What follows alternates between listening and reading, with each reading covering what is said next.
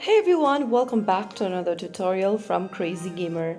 Today in this video we will be learning how to enable gyroscope in Dude Theft Wars game. Enabling gyroscope in Dude Theft Wars is a super easy process, so let's get started. First of all, launch open your Dude Theft Wars game on your device. After you are inside the home page or the main home page or the main menu or dashboard of Dude Theft Wars, go ahead and click on the gear button from the right hand side corner. After you open up this pop-up menu, here you'll need to go ahead and click on the checkbox right next to gyroscope.